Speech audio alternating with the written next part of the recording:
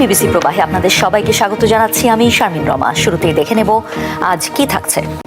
জাতীয় সংসদ নির্বাচন ও গণভোটের পর্যবেক্ষকদের সাথে নির্বাচন কমিশনের সংলাপে উপস্থিত নিবন্ধনপ্রাপ্ত ৮১টি পর্যবেক্ষক প্রতিষ্ঠান। দুই ভাগের এই সংলাপের দুপুর ২টা থেকে শুরু হওয়া অংশে স্বাগত বক্তব্য দেন প্রধান নির্বাচন কমিশনার। আমরা কনসিস্টেন্টলি বলে আসছি, আমরা একটা জাতিকে সুষ্ঠু সুন্দর একটা ক্রেডিবল ইলেকশন উপহার দিতে চাই। আমরা নিরপেক্ষভাবে কাজ করতে চাই। সুষ্ঠুভাবে নির্বাচন অনুষ্ঠানের উপর জোর দিয়ে পর্যবেক্ষকদের সহযোগিতা চেয়েছেন প্রধান নির্বাচন কমিশনার। আমাদের নির্বাচন কমিশনের এজেন্ডা একটাই, একটা সুন্দর সুষ্ঠু গ্রহণযোগ্য নির্বাচন উপহার দেওয়া জাতিকে। যত চ্যালেঞ্জে আসুক সব চ্যালেঞ্জ মোকাবেলা করে আমাদেরকে এই কাজটা শেষ করতে হবে। এই কাজে আপনাদের সহযোগিতা লাগবে, এই কাজে আমাদের সহযোগিতা লাগবে, কারণ ইলেকশন অবজারভাররা এই পুরো ইলেকশন প্রসেসের ট্রান্সপারেন্সি এনশিওর করার জন্য খুবই গুরুত্বপূর্ণ, যে ট্রান্সপারেন্ট ওয়েতে সব কাজকর্মগুলো, ইলেকশন রিলেটেড কাজকর্মগুলো হচ্ছে কিনা। আর ইলেকশনে যারা জড়িত আছেন তাদের অ্যাকাউন্টেবিলিটি এনশিওর করার জন্য এই আপনাদের একটা ভূমিকা থাকবে। তারপরে আপনাদের মাধ্যমে কিন্তু যে আস্থা, মানুষ যে অনাস্থা এসে গেছে ইলেকশন কমিশনের উপরে এবং টোটাল ইলেকট্রাল প্রসেসের উপরে, এই ক্রেডিবিলিটিটা, আস্থা, ট্রাস্টটা বিল্ডিং হবে আপনাদের কাজকর্মের মধ্যে, আপনাদের রিপোর্টিং এর মাধ্যমে। এরপর পর্যবেক্ষক সংস্থার প্রতিনিধিদের দায়িত্ব পালন ও করণীয় তুলে ধরে কথা বলেন নির্বাচন কমিশনার অবসরপ্রাপ্ত ব্রিগেডিয়ার জেনারেল আবুল ফজল মোহাম্মদ সানাউল্লাহ। আমরা একটা পর্যবেক্ষক সংস্থাকে নির্বাচন কমিশন থেকে নিবন্ধন দিয়ে থাকি ৫ বছরের জন্য। এই ৫ বছর সময়কালের মধ্যে বলা হয়ে থাকে যে একটি জাতীয় নির্বাচন এবং অন্তত 4টি স্থানীয় সরকার নির্বাচন যেন এই সময়ের মধ্যে তারা কভার করতে পারেন। এটাই হচ্ছে জেনারেল রুল। পর্যবেক্ষক সংস্থাগুলো 3 ধরনের রিপোর্ট নির্বাচন কমিশনে জমা দিয়ে থাকেন। জাতীয় সংসদ নির্বাচনের পরপর 7 দিনের মধ্যে একটা প্রাথমিক প্রতিবেদন তারা দিয়ে থাকেন। আর জাতীয় সংসদ ভিত্তিক বিস্তারিত প্রতিবেদন দিয়ে থাকেন 1 মাসের মধ্যে। স্থানীয় সরকার নির্বাচন নিয়ে আমি কথা বলছি না, সেটা সম্বন্ধেও প্রতিবেদন দেওয়া হয়। আর দ্বিবার্ষিক একটা প্রতিবেদন দেওয়া হয় প্রত্যেকটা সংস্থা থেকে তাদের প্রতিষ্ঠান সংক্রান্ত।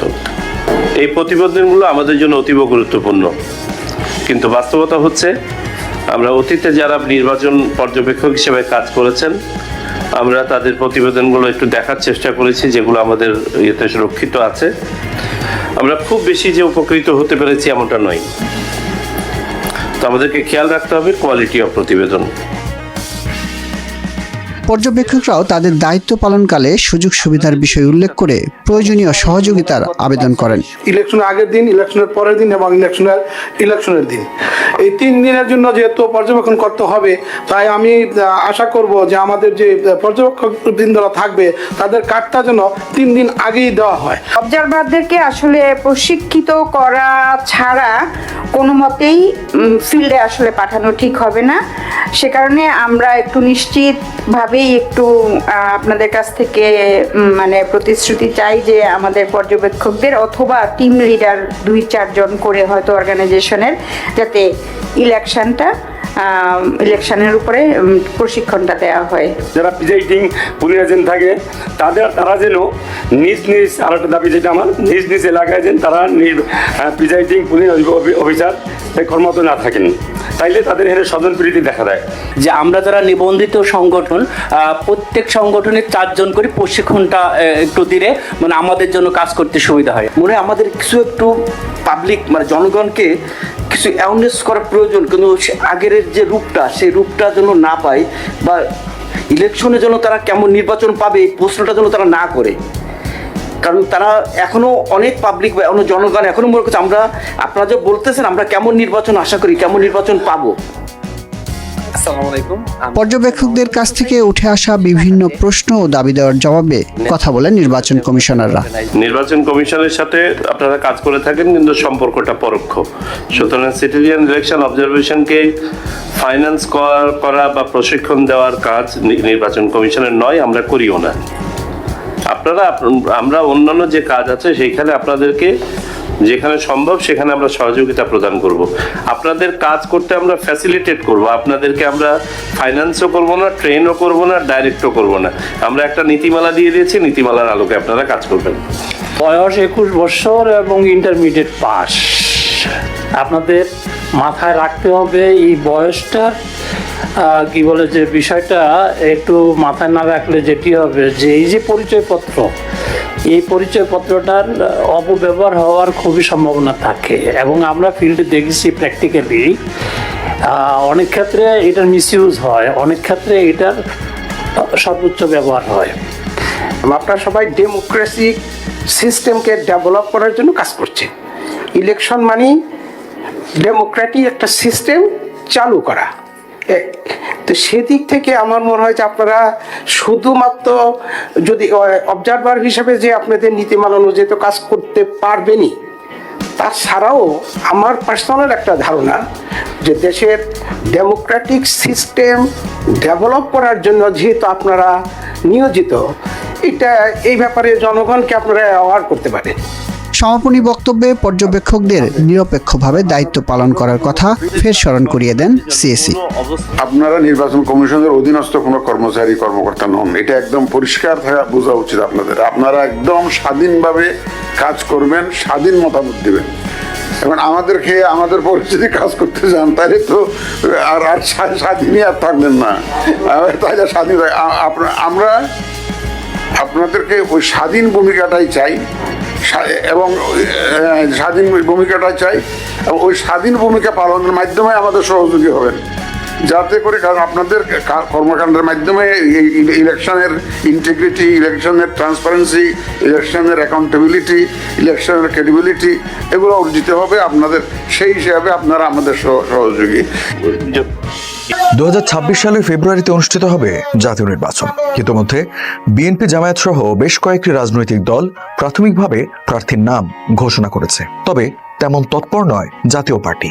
তাই তো জনমনে এখন প্রশ্ন, দেশের অন্যতম রাজনৈতিক দলটির ঘাঁটি হিসেবে পরিচিত রংপুরের কি হবে? নির্বাচন কমিশনের তথ্য বলছে 1991 থেকে 2008 সাল পর্যন্ত 4টি জাতীয় সংসদ নির্বাচনে রংপুরের কোনো আসনে কখনোই জয় পায়নি বিএনপি, জামায়াত। এই জেলার সব আসনে একচেটিয়া জয় পেয়েছে প্রয়াত রাষ্ট্রপতি হোসেন মোহাম্মদ এরশাদের জাতীয় পার্টি। ব্যতিক্রম শুধু 2001 সালের নির্বাচন। 2 যুগ আগের সেই নির্বাচনে রংপুরের 6টি আসন সমানভাবে ভাগাভাগি হয় আওয়ামী লীগ ও জাতীয় পার্টির মধ্যে। কিন্তু 2024 সালে দেশের পট পরিবর্তনের পর এখন কি অবস্থা জাতীয় পার্টির দুর্গের? গণঅভ্যুত্থানের পর রংপুরে জাতীয় পার্টি থেকে পদত্যাগ করেছেন অনেক নেতাকর্মী। তাদের মতে বিগত সময়ে রংপুরের তেমন কোনো উন্নয়ন করতে পারেনি দলটি। আর আওয়ামী লীগের দোসর উপাধির পর দলে থেকে রাজনীতি করাও কঠিন হয়ে পড়েছে। স্বাধীনতা সার্বভৌমত্বের বিরুদ্ধে আওয়ামী লীগের সঙ্গে একাকার হয়ে দেশের মানুষের বিরুদ্ধে, গণতন্ত্রের বিরুদ্ধে, মানুষের অধিকারের বিরুদ্ধে কাজ করার কারণে জাতীয় পার্টি একেবারেই আওয়ামী লীগের সঙ্গে তারা দোষী সাব্যস্ত হওয়ার মুখোমুখি। এমন প্রেক্ষাপটে আমি আসলে বিগত প্রায় 20-25 বছর ছাত্র জীবন থেকেই নিপীড়নের শিকার নিজে ব্যক্তিগতভাবে মনে করলাম যে আসলে রাজনীতি ও রাজনৈতিক রোষানলের শিকার বারংবার হওয়া নিজের পরিবার, সমাজ এবং নেতৃত্বের ক্ষেত্রে একটা জটিল সমীকরণ সমস্যা, যার কারণে আমি ব্যক্তিগতভাবে রাজনীতি থেকে বেরিয়ে আসার জন্য জাতীয় পার্টি থেকে পদত্যাগ এবং বর্তমান সময় পর্যন্ত আমি সামাজিক বিভিন্ন কাজে, সমাজের মানুষের কল্যাণে এবং সমাজের উন্নয়নে ব্যক্তিগতভাবে এবং রাষ্ট্রের যতটুকু সুযোগ সুবিধা আছে সেটাকে ইউটিলাইজ করে একটি শান্তিপূর্ণ, ভ্রাতৃত্বপূর্ণ, হিংসা বিদ্বেষমুক্ত সামাজিক কর্মকাণ্ডে রাজনৈতিক দলসমূহ সমাজের বিভিন্ন স্টেক হোল্ডারদের নিয়ে কাজ করতে আমি এখন পর্যন্ত আগ্রহী এবং সেই কাজে আমি মনোযোগী আছি। ঠিক এই সুযোগটার অপেক্ষায় ছিল বিএনপি জামায়াত, যে আবেগ কাজে লাগিয়ে জাতীয় পার্টি বারবার জিতেছে, সেই ম্যাজিক এবার কাজে দেবে না বলে মনে করেন এই দুই দলের মনোনীত প্রার্থীরা।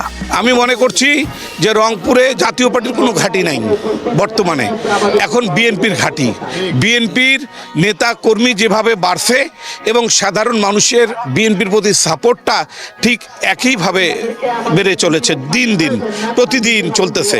আজকে যদি 10টা লোক সাপোর্ট করে, কালকে 20টা লোক সাপোর্ট করতেছে, কালকে 20টা করলে পরশু দিন 40টা করতেছে। এইভাবে রংপুরের মানুষের সাপোর্ট বিএনপির উপর তৈরি হচ্ছে। স্বাধীনতার আগ থেকে এবং পর থেকে এটি ইসলামী আন্দোলনের ঘাঁটি, জামাত ইসলামীর ঘাঁটি। আমরা 86 সালে আমরা বিপুল ভোটে নির্বাচিত হয়েছিলাম, আমাদের বিজয়কে ছিনিয়ে নেওয়া হয়েছিল অন্যায়ভাবে, এর বিচার আমরা আল্লাহকে দিয়েছি। এরপরে জাতীয় নির্বাচনে 91 থেকে 2008 পর্যন্ত যে কয়েকটা হয়েছে, আমরা প্রতিটা নির্বাচনে নিকটতম প্রতিদ্বন্দ্বী হয়েছিলাম, যদিও সেই সময় মানুষ কোনো একটা দলের প্রতি বেশি আবেগপ্রবণ হয়েছিল। বিগত উপজেলা নির্বাচন থেকে শুরু করে স্থানীয় নির্বাচনে বর্তমান আবহাওয়া অনুযায়ী লক্ষ্য করা যাচ্ছে এ অঞ্চলের মানুষের সেই আবেগ এখন নাই, এ অঞ্চলের মানুষের এখন বিবেক জাগ্রত হয়েছে। যার প্রমাণ 14 সালে আমরা 2টা ভাইস চেয়ারম্যান হয়েছিলাম, উপজেলা চেয়ারম্যানও নির্বাচিত হয়েছিলাম, সেটাও অন্যায়ভাবে ছিনিয়ে নেওয়া হয়েছিল বলে এ অঞ্চলের মানুষ সেটি বলে এবং তার প্রমাণ এ অঞ্চলের মানুষ দিয়েছে। সুতরাং এই মাটি দাঁড়িপাল্লার ঘাঁটি। আওয়ামী লীগের সহযোগী হওয়া এবং রংপুরে কাঙ্ক্ষিত উন্নয়ন না হওয়ায় ভোটারদের একটা বড় অংশ এখন জাতীয় পার্টি বিমুখ। এই সুযোগে আগামী নির্বাচনে জয় পেতে ভোটারদের দ্বারে দ্বারে ঘুরছেন অন্য দলের প্রার্থীরা। রংপুরের মনোনয়নের ব্যাপারে ভালো সিদ্ধান্ত দিয়েছে, এটা রংপুরের মানুষ মনে করছে এবং সেই কারণে দলের নেতা কর্মীরা সবাই আজকে অনেক আনন্দিত, তারা উচ্ছ্বাসিত এবং রংপুরের মানুষ মানে বিশেষ করে রংপুরের সাধারণ জনগণ ইতিপূর্বে যারা অন্য দলকে সাপোর্ট করেছিল তারা সবাই এখন বিএনপির সাথে সম্পৃক্ত হচ্ছে এবং আমার বিশ্বাস যে বিএনপি সারা রংপুরে যেভাবে জিতবে সারা বাংলাদেশেও ঠিক একইভাবে জিতবে। আমি ইতিপূর্বে বলেছি যে রংপুরে ধানের শীষ জিতবে। জাতীয় নাগরিক পার্টি এনসিপি আমরা সারা দেশব্যাপী আমাদের সংগঠনের কলেবর বৃদ্ধি করেছি। আমরা সামনে নির্বাচনে অংশগ্রহণের জন্য মনোনয়নপত্র আমরা বিক্রি করতে শুরু করেছি। এ পর্যন্ত 1000-এর উপরে ক্যান্ডিডেটরা তারা আমাদের থেকে মনোনয়নপত্র সংগ্রহ করেছেন। আগামী 20 তারিখ পর্যন্ত এই মনোনয়নপত্র সংগ্রহের কার্যক্রম চলবে এবং আমরা টিম করে দিয়েছি, যারা মনোনয়নপত্র সংগ্রহ করেছেন তাদের যাচাই বাছাই চলছে। আমরা প্রার্থী তালিকা প্রস্তুত করছি, খুব অল্প সময়ের মধ্যেই আমরা আমাদের প্রাথমিক প্রার্থী তালিকা আমরা গণমাধ্যমে এবং জনগণের কাছে আমরা উপস্থাপন করব। একই সাথে জাতীয় নাগরিক পার্টি আমরা মনে করি যে বাংলাদেশের নতুন রাজনীতির অবস্থায় বাংলাদেশের মানুষেরা জাতীয় নাগরিক পার্টির কাছ থেকে নতুন রাজনীতি প্রত্যাশা করেন। সেই নতুন রাজনীতির জায়গা থেকে জাতীয় নাগরিক পার্টি এককভাবে সামনের নির্বাচনে অংশগ্রহণ করার আমরা প্রস্তুতি গ্রহণ করছি। তবে এই আশঙ্কা এক ফু দিয়েই উড়িয়ে দিয়েছেন জাতীয় পার্টির কো চেয়ারম্যান মুস্তাফিজার রহমান মোস্তফা। তিনি জানান, পরিস্থিতির কারণে কিছুটা ব্যাকফুটে থাকলেও এখনও তার দলকেই সমর্থন করবেন ভোটাররা। জাতীয় পার্টি নিষ্ক্রিয় হওয়ার কারণ হলো সরকারের এটা নেগেটিভ অ্যাটিচিউডের কারণে জাতীয় পার্টি নিষ্ক্রিয়। জাতীয় পার্টি সাংগঠনিকভাবে এখানে অত্যন্ত শক্তিশালী। নির্বাচনে যদি আমাদের জাতীয় পার্টি অংশগ্রহণ করে, সরকার সে ধরনের গ্রিন সিগন্যাল যদি যায়, জাতীয় পার্টির উপরে কোনো ধরনের মব করা হবে না, জাতীয় পার্টি নির্বিঘ্নে তাদের কাজ করা হবে, তারা আইনের সহায়তা পাবে। এই নিশ্চয়তাগুলো পেলে আপনারা দেখবেন যে একদিনেই প্রেক্ষাপট পরিবর্তন হচ্ছে। আমাদের মনে করে যে জাতীয় পার্টি নির্বাচনের জন্য প্রস্তুত, জাতীয় পার্টির সাংগঠনিক ভিত্তি মজবুত, সব জায়গায় আমাদের প্রার্থী আছে। আমরা অনুকূল পরিবেশ পাইলেই অবশ্যই আমরা নির্বাচনে যাব। আর যদি আমাদের পরিবেশ এরকমই থাকে তাহলে এই নির্বাচন অর্থবহ, এটা একটা পাতানো নির্বাচনের মতো নির্বাচন হবে, যার যেখানে শক্তি সেখানে তারা দখল করবে। তবে রাজনৈতিক বিশ্লেষকদের মতে আগামী নির্বাচনে জয় পেতে তুরুপের তাস হবে প্রার্থীর ক্লিন ইমেজ। ক্লিন ইমেজ সবসময় আপনার ভোটার টার্নআউটের ক্ষেত্রে বা হচ্ছে তার প্রার্থী হিসাবে জিতে আসার ক্ষেত্রে একটা বড় ভূমিকা পালন করে এবং আমরা বিগত সময়গুলোতে যেটা দেখেছি যে আপনার হয়তো মার্কা দেখে ভোট দেওয়ার প্রবণতা, কিন্তু এবার ফিল্ডে যেটা দেখা যাচ্ছে যে সেই প্রবণতা থেকে কিন্তু বৃহৎ যে জনগোষ্ঠী আমাদের এখানে তরুণ সমাজ যাদের বয়স 35-এর নিচে, তারা কিন্তু ওই যে মার্কা দেখে রাজনীতি সেই জায়গা থেকে মনে হচ্ছে যে কিছুটা সরে এসছে এবং তারা মানুষ দেখে ভোট দিবে এরকম একটা প্রবণতা আমরা লক্ষ্য করছি। রংপুরে এরশাদের ক্যামিও কাটিয়ে বিএনপি জামায়াত জাতীয় পার্টির দুর্গ দখল করতে পারবে কিনা সেটি এখন দেখার বিষয়। রাশিয়া ইউক্রেনের মধ্যকার চলমান যুদ্ধ অবসানে আরও উদ্যোগী হয়ে উঠছে যুক্তরাষ্ট্র। সুইজারল্যান্ডের জেনেভায় ইউক্রেন প্রতিনিধিদের সঙ্গে বৈঠকের পর এবার সংযুক্ত আরব আমিরাতের আবু ধাবিতে রাশিয়ার প্রতিনিধিদের সঙ্গে বৈঠক করেছেন মার্কিন কর্মকর্তারা। ব্রিটিশ সংবাদ সংস্থা বিবিসির প্রতিবেদনে বলা হয়, মার্কিন প্রেসিডেন্ট ডোনাল্ড ট্রাম্পের পরিকল্পনায় মস্কো ও কিয়েভকে সম্ভাব্য শান্তি চুক্তিতে রাজি করানোর লক্ষ্যে দুই পক্ষের সঙ্গে বৈঠক করে চলেছে ওয়াশিংটন। 25 নভেম্বর আবুধাবিতে রুশ কর্মকর্তাদের সঙ্গে মার্কিন সেনা সচিব ড্যান ড্রিসকলের বৈঠক হয়, যদিও এই বৈঠকের বিষয়ে আগে কোনো ঘোষণা দেওয়া হয়নি। বিভিন্ন সূত্রের বরাতে বৈঠকের বিষয়টি নিশ্চিত হলেও আলোচনায় কী কথা হয়েছে সে সম্পর্কে কিছু জানা যায়নি। এই আলোচনায় রাশিয়ার পক্ষে কারা অংশ নিয়েছেন সেটিও স্পষ্ট নয়। তবে যুক্তরাষ্ট্রের এক কর্মকর্তা জানান, আবুধাবিতে ইউক্রেনের কয়েকজন কর্মকর্তার সঙ্গেও ড্যান ড্রিসকল আলাদা করে বৈঠক করতে পারেন। এছাড়া ট্রাম্পের শান্তি পরিকল্পনাকে সামনে রেখে যুক্তরাষ্ট্রের মধ্যস্থতায় মস্কো ও কিয়েভের প্রতিনিধিরা এখানেই মুখোমুখি বৈঠকে বসতে পারেন। সম্প্রতি ট্রাম্পের 28 দফা শান্তি পরিকল্পনাকে ঘিরে তুমুল আলোচনা চলছে। পরিকল্পনার অনেক দফায় রাশিয়া ঘেঁষা বলে অভিযোগ ইউক্রেনের। এই অভিযোগের পর 23 নভেম্বর জেনেভায় যুক্তরাষ্ট্র, ইউক্রেন ও ইউরোপের প্রতিনিধিদের মধ্যে বৈঠক হয়। সেখানে কিয়েভকে রাজি করাতে প্রস্তাবের বেশ কিছু দফা পরিবর্তন করা হয় এবং মোট দফা 28 থেকে 19-এ নামিয়ে আনা হয়। এরপর শান্তি চুক্তির বিষয়ে যুক্তরাষ্ট্রের সঙ্গে সাধারণ সমঝোতা করা হয়েছে বলে জানায় ইউক্রেন। রাশিয়াও বিষয়টি নিয়ে আনুষ্ঠানিক প্রতিক্রিয়া জানিয়েছে। মস্কোয় এক সংবাদ সম্মেলনে রুশ পররাষ্ট্রমন্ত্রী সের্গেই ল্যাভরভ বলেন, ট্রাম্পের তৈরি মূল পরিকল্পনাকে রাশিয়া স্বাগত জানিয়েছে। তবে পরিকল্পনায় যদি কোনো সংশোধন আনা হয় তাতে অবশ্যই গত আগস্টে আলাস্কায় ট্রাম্প ও রুশ প্রেসিডেন্ট ভ্লাদিমির পুতিনের বৈঠকের চেতনার প্রতিফলন থাকতে হবে।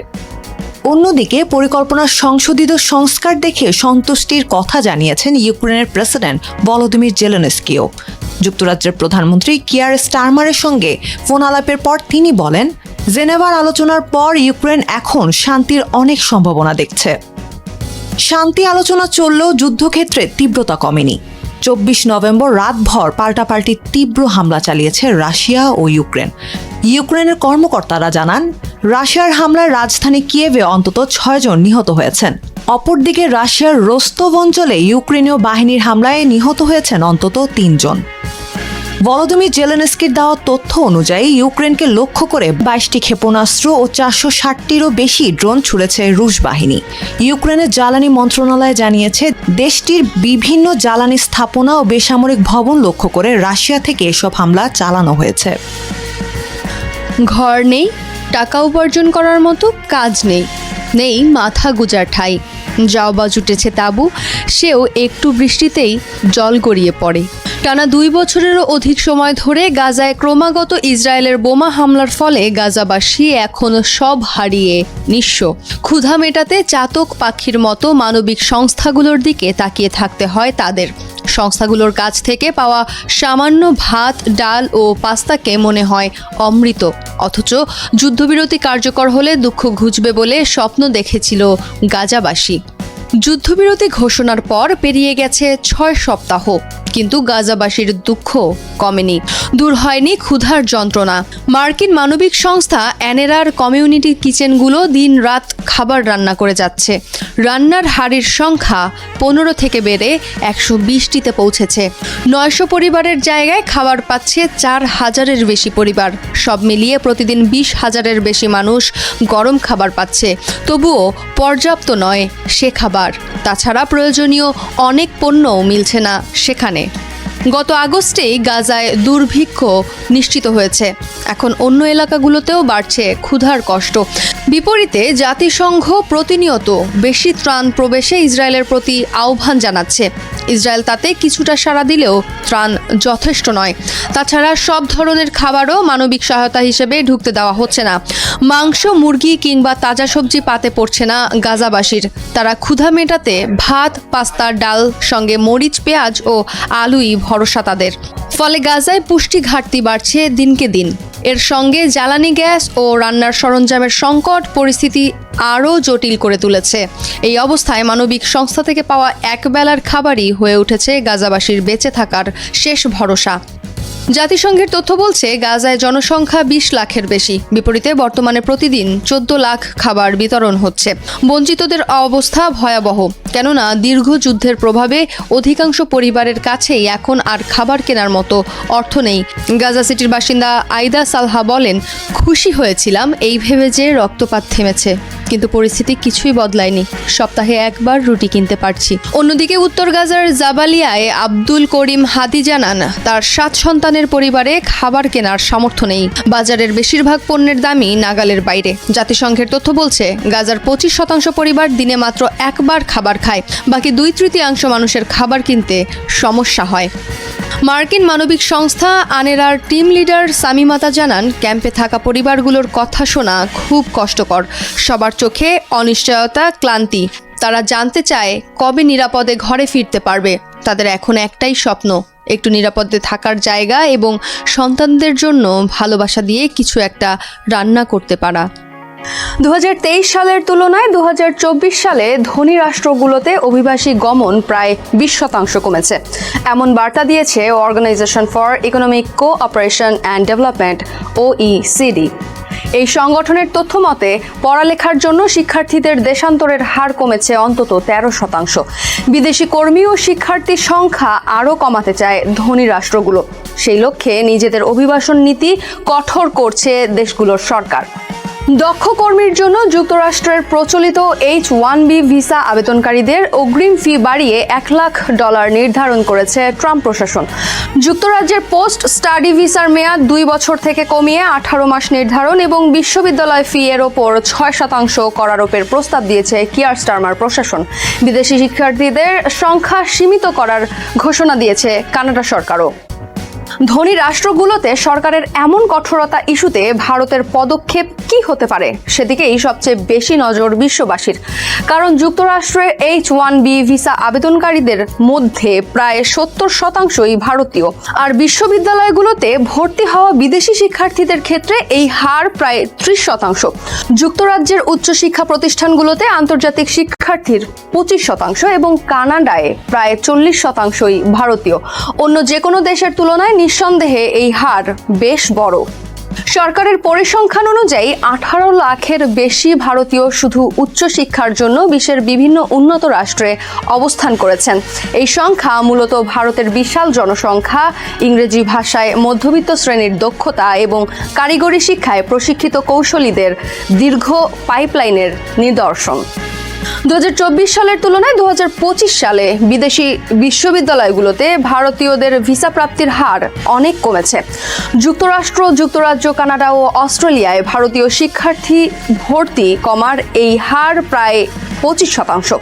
যদিও এই পতনে খুব একটা চিন্তিত নয় মোদি প্রশাসন। তাদের মতে কোভিডের সময় বিদেশি শিক্ষার্থীদের স্থানান্তর স্থবির হয়ে পড়ে। পরবর্তীতে পরিস্থিতি কিছুটা স্বাভাবিক হলে শিক্ষার্থী দেশান্তরের হার বেশ বেড়ে যায়। মাত্র 3 বছরের মধ্যে অনেক শিক্ষার্থী দেশের বাইরে চলে যাওয়ায় 2024 সালে এই সংখ্যা কিছুটা কমেছে। এটি খুবই স্বাভাবিক প্রক্রিয়া। এদিকে দ্য ইকোনমিস্টের এক প্রতিবেদনে বলা হয়, বিদেশিদের ভিসার ক্ষেত্রে ধনী রাষ্ট্রগুলোর কঠোর নীতির কারণে অন্তত 3 ভাবে প্রভাবিত হতে পারে ভারত। এর সবগুলো অর্থনীতি বা ভূরাজনৈতিক ইস্যুতে নেতিবাচক হবে এমন ধারণার কোনো কারণ নেই, বরং কিছুটা ইতিবাচকও হতে পারে। ভারতের জিডিপির প্রায় 3% যোগান দেয় প্রবাসীদের পাঠানো রেমিটেন্স, যা দিয়ে বাণিজ্য ঘাটতির প্রায় 40% পূরণ করে দেশটি। কিন্তু ভিসা জটিলতার কারণে বিশাল পরিমাণ রেমিটেন্স হারানোর শঙ্কা থাকবে দক্ষিণ এশিয়ার বৃহত্তম রাষ্ট্রটি।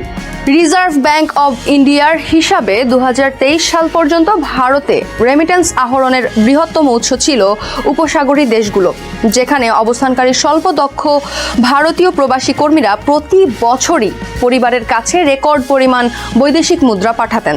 তবে 2024 সালে প্রথমবারের মতো রেমিটেন্স আহরণের শীর্ষস্থান দখলে নেয় ধনী দেশগুলো। ভারতের কেন্দ্রীয় ব্যাংকের কর্মকর্তা জানান, এই পরিবর্তনে বড় ভূমিকা রেখেছেন দক্ষ কর্মীরা, যাদের বেশিরভাগই যুক্তরাষ্ট্রের মতো ধনী দেশগুলোতে অবস্থান করছেন। উচ্চ বেতনভোগী হওয়ায় রেমিটেন্স পাঠানোর ক্ষেত্রেও বেশ এগিয়েছেন তারা। এখানে লক্ষণীয়, বেঙ্গালুরু, হায়দ্রাবাদ, দুবাইয়ে কাজ করা দক্ষ সফটওয়্যার ডেভেলপারের চেয়ে কয়েক গুণ বেশি আয় করেন সান ফ্রান্সিসকোতে কাজ করা একই দক্ষতা সম্পন্ন কর্মীরা। ইন্ডিয়ান ইনস্টিটিউট অব ম্যানেজমেন্টের সহযোগী অধ্যাপক চিন্ময় টুম্বে বলেন, ভিসার ক্ষেত্রে ধনী রাষ্ট্রগুলোর আরোপিত বিধিনিষেধ দীর্ঘস্থায়ী হবে কিনা তা নিয়ে সন্দেহ রয়েছে। কারণ মার্কিন প্রেসিডেন্ট ডোনাল্ড ট্রাম্পই মনে করেন সব খাতে নিয়োগের জন্য প্রয়োজনীয় দক্ষ কর্মী এবং প্রতিভা নেই যুক্তরাষ্ট্রের। এই ঘাটতি ট্রাম্পের আমেরিকা ফার্স্ট নীতিকে বাধাগ্রস্ত করবে, আর ভিসা অনুমোদনে বিধিনিষেধ শিথিল করতে বাধ্য হবে ট্রাম্প প্রশাসন। তিনি আরো বলেন, ট্রাম্পের বিধিনিষেধ দীর্ঘস্থায়ী হওয়ার শঙ্কা না থাকলেও এ নিয়ে শঙ্কিত যুক্তরাষ্ট্রে অবস্থান করা ভারতীয়রা। প্রতিকূল পরিস্থিতি এড়াতে সাময়িকভাবে নিজ দেশে ভ্রমণ কমিয়েছেন তারা। ফলে ছুটি কাটানোর পরিবর্তে কাজের মধ্যে থাকায় পরিবারের জন্য নিয়মিত অর্থ প্রেরণ করছেন প্রবাসীরা। অন্যদিকে বিদেশে শিক্ষার্থী গমন কমায় তাদের কাছে অর্থ পাঠানোর প্রয়োজন পড়ছে না। ফলে বিধিনিষেধের সুফল ভোগ করছে ভারতের অর্থনীতি। ধনী রাষ্ট্রগুলোর ভিসায় বিধিনিষেধের কারণে নতুন গন্তব্যের সন্ধানে আছেন ভারতীয়রা। এর মধ্যে অন্যতম গুরুত্বপূর্ণ গন্তব্য হিসেবে বিবেচনায় আছে জার্মানি। কারণ দক্ষ অভিবাসী টানতে ভিসা প্রক্রিয়া সহজ করছে ইউরোপের দেশটি। এই সুযোগে 2 বছরের ব্যবধানে জার্মানিতে ভারতীয় শিক্ষার্থী গমন বেড়েছে প্রায় 68%। একই সময়ে রাশিয়াতে ভারতীয় শিক্ষার্থী গমনের হার বেড়েছে 59%। ফ্রান্সে এই প্রবৃদ্ধি প্রায় 33%। জনস হপকিন্স ইউনিভার্সিটির গবেষক দেবেশ কাপুর বলেন, ধনী দেশগুলোর বিরূপ আচরণের সুযোগে ভারতের সঙ্গে অন্যান্য দেশের সম্পর্কে দারুণ ইতিবাচক পরিবর্তন লক্ষ্য করা যাচ্ছে। বিশ্বের বিভিন্ন দেশে আইটির মতো খাতগুলোতে ভারতীয়দের অংশগ্রহণ উল্লেখযোগ্য হারে বেড়েছে। দক্ষ কিন্তু স্বল্প মজুরিতে কর্মী পেতে ভারতেই কারখানা স্থানান্তর করতে পারে বৃহৎ পশ্চিমা প্রতিষ্ঠানগুলো। ফলে দেশেই কর্মসংস্থান হতে পারে বৃহৎ জনগোষ্ঠীর। একই সঙ্গে ঘরে বসে নতুন নতুন প্রযুক্তির সঙ্গে পরিচিত হওয়ার সুযোগ পাবেন ভারতীয়রা। বিদেশি বিশ্ববিদ্যালয়গুলোতেও ভারতে কার্যক্রম সম্প্রসারণের পরিকল্পনা করতে পারে। সংস্কার হতে পারে বিশ্ববিদ্যালয়গুলোর সিলেবাস। ইতোমধ্যেই এর আগ্রহ দেখিয়েছে ডেকিন ইউনিভার্সিটি, ওলংগং ইউনিভার্সিটি সহ বেশ কয়েকটি উচ্চশিক্ষা প্রতিষ্ঠান। ইন্ডিয়ান ইনস্টিটিউট অব ম্যানেজমেন্টের সহযোগী অধ্যাপক চিন্ময় টুম্বে বলেন, বিশ্বের বিভিন্ন দেশে বৃহৎ কর্পোরেট প্রতিষ্ঠানে কর্মরত ভারতীয়দের অনেকেই নিজ দেশে ফেরত আসতে পারেন। ভারতীয় বংশোদ্ভূত গবেষকদের আকর্ষণের জন্য ইতোমধ্যে বেশ কয়েকটি প্রকল্প প্রস্তাব করেছে সরকার। তবে এর বাস্তবায়নে কিছু চ্যালেঞ্জের মুখে পড়বে ভারত। দক্ষ কর্মীদের যুক্তরাষ্ট্র ছাড়তে হলে তাদের অধিকাংশই বিকল্প গন্তব্যের সন্ধানে থাকবেন। এখন পর্যন্ত সে তালিকার শীর্ষে আছে ইউরোপ, সিঙ্গাপুর, মধ্যপ্রাচ্য, চীন।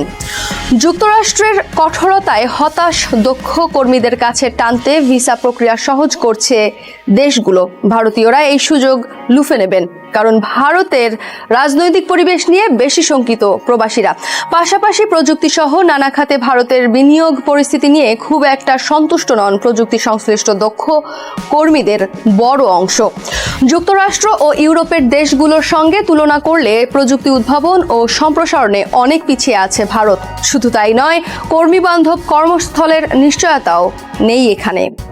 বিশ্লেষকদের মতে ভিসা অনুমোদন বিধিনিষেধ দীর্ঘস্থায়ী হলে অর্থনৈতিক সংকটে পড়তে পারে ভারত ও যুক্তরাষ্ট্র উভয়ই। এদিকে দক্ষ কর্মী হারাবে যুক্তরাষ্ট্র, অন্যদিকে নলেজ শেয়ারিং এর অভাবে বাধাগ্রস্ত হতে পারে ভারতের প্রযুক্তি খাতের প্রত্যাশিত সম্প্রসারণ প্রক্রিয়া। উদ্ভাবনেও পিছিয়ে পড়তে পারে সিলিকন ভ্যালি খ্যাত বেঙ্গালুরু। এছাড়া রেমিটেন্স আহরণের গতি কমতে থাকলে এর নেতিবাচক প্রভাব পড়বে রিজার্ভেও। এক সময় বিশ্বব্যাপী ওষুধ বাজারে শুধু যুক্তরাষ্ট্র ও ইউরোপের নাম শোনা যেত, কিন্তু এখন সেই অবস্থানকে চ্যালেঞ্জ জানাচ্ছে নতুন এক শক্তি চীন। আগে যে দেশকে বলা হতো সস্তা জেনেরিক ওষুধ তৈরির দেশ, আজ সেই দেশ চীন নিজস্ব গবেষণা, আধুনিক ল্যাব এবং হাজারো দক্ষ বিজ্ঞানীর হাত ধরে উদ্ভাবনের কেন্দ্র হয়ে উঠছে। পরিবর্তনটা এতটাই বিস্ময়কর যে বিশেষজ্ঞদের অনেকেই বলছেন বিশ্বের ভবিষ্যৎ বিগ ফার্মা হয়তো বেইজিংকেই ঘিরে সাজাতে হবে।